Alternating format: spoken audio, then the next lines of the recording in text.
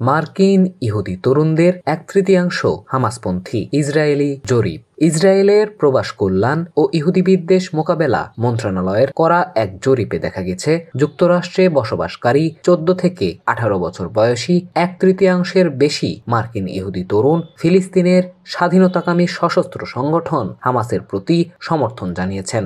জরিপে অংশ নেওয়া তরুণদের 36.7% আমি হামাসের প্রতি সহানুভূতিশীল এই বক্তব্যকে সমর্থন বা শক্ত সমর্থন করেছেন। পাশাপাশি 41.3% তরুণ মনে করেন ইসরায়েল গাজায় গণহত্যা চালাচ্ছে।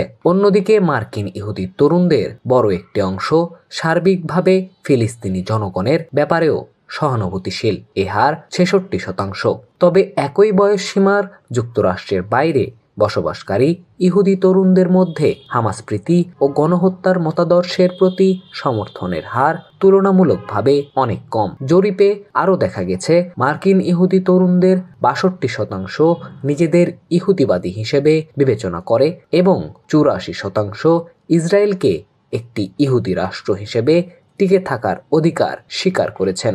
গাজায় ইসরায়েলের চলমান হামলা এবং ফিলিস্তিনি মৃত্যুর সংখ্যা বাড়তে থাকা অবস্থায় এ জরিপটি পরিচালিত হয়। গাজার স্বাস্থ্য মন্ত্রণালয়ের তথ্যমতে ইসরায়েলের হামলায় এখন পর্যন্ত 44,000-এর বেশি ফিলিস্তিনি নিহত হয়েছেন, যার অধিকাংশ নারী ও শিশু। তথ্যসূত্র মিডল ইস্ট আই।